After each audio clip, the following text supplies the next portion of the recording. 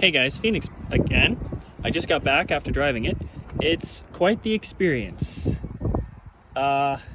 It's quick, it's quirky, and it is definitely an experience where you don't have to use the brake pedal at all while you're driving it. I was driving it for about 10 minutes and not once did I touch the brake. I was able to make turns and I was able to do pretty much everything without having to brake like you would in a normal car.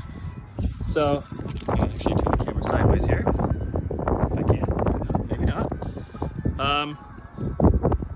It's an amazing car. It's really amazing. Oh yeah, the tire width, look at that. Look how thin that tire is. The only thing that stopped me from getting one was because I live here in I live here in Iowa, and it's rear-wheel drive with thin tires, so I would have to have another vehicle to get me around in the winter. I don't make quite enough money to where I can afford two cars right now, but soon enough I will be. So, looking forward to that. So who knows, I might actually pick one of these up, we'll see. But I know one thing's for sure, I'm definitely looking at a Tesla for my long distance cruiser. But if I could, I would definitely get one of these too as an additional vehicle. Now, going into charging the car, you open up a flap, just like on a car with a gas tank. You open it up here. Now this one is actually equipped with a DC fast charging hookup, so you can unplug it and you hook up to one of those fast chargers like at Electrify America or something like that, and you can actually get 80% range in about 30 minutes, which is really cool. But most chargers look like that. And so in one of my other videos, you use an app that you download, you set up an account, and then you can take the charge cable and plug it in there. Now obviously, this is at the BMW of Des Moines dealership. Give a huge shout out to them for letting me play with this. Unfortunately, I can't actually plug it in to show you how it charges because I'd have to use my account to do it. But when you do plug it in, this little light right here will actually pulsate blue and then green, as you can see. Blue means it's charging, green means it's full, the red yellow color means something's wrong. It's pretty cool. You know, with the world we live in, it's pretty awesome. Just all of the cool things that you can do. I mean, electric cars are the future. That's just how it is. It's where we're going. Now, if I can get it back into its little cubby hole, that would be great. There we go.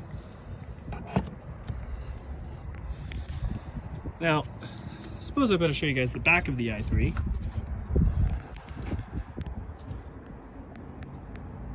So it says i3 eDrive.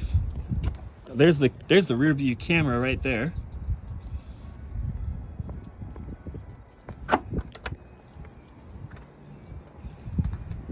As you can see, there's actually quite a bit of space back there. It's actually not bad for a car this small.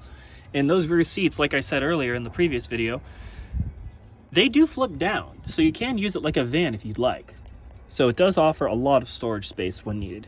And then this flips up, and that's the battery pack under there, so you actually don't have any access to anything.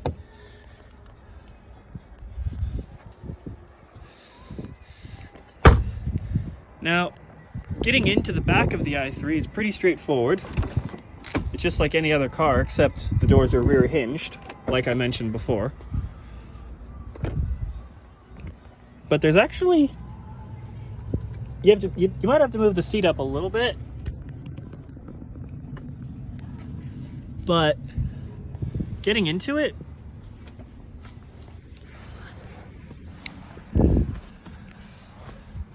I'm about 6 feet tall, and the driver's seat is pushed back quite a bit to where someone as tall as me, well actually, there's my seat right there.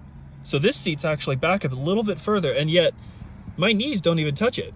So there is actually a lot more space in this car than you think. It's got cup holders. It doesn't have an armrest, but not necessarily needed when you're in a car this small. And the headrests, if you do have passengers back here, they do flip up, but then if you don't need them, you can flip them back down to improve your visibility. Visibility out of the back isn't too bad, actually not bad. You get, it's like being in a open-aired car.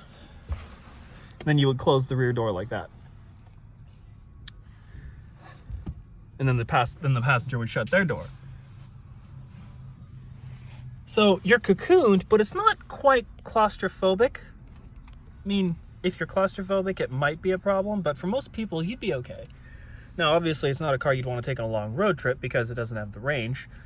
But if you definitely want a city cruiser or a car for, you know, an occasional longer journey, this would be a good idea. But like I said, if you live in a place where the winters get bad, you're going to want to have something that can get you around in the snow.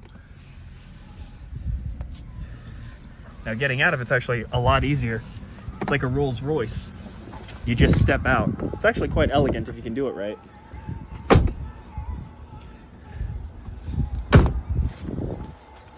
It's an amazing car.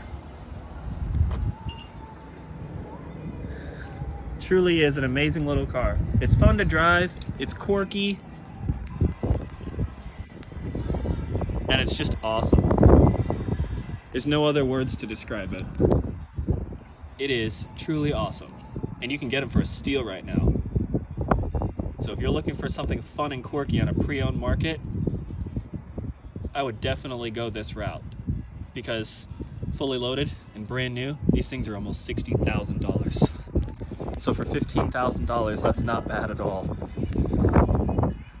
I've seen fully loaded models with the range extender for $20,000, and they're in perfect condition. Just goes to show what you can find on a secondhand market.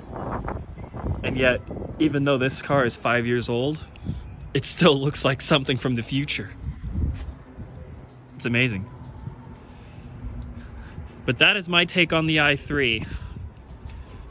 I definitely give it, with the exception of the potential snow issues and winter related weather, I would give it a 10 out of 10. It's a perfect little car.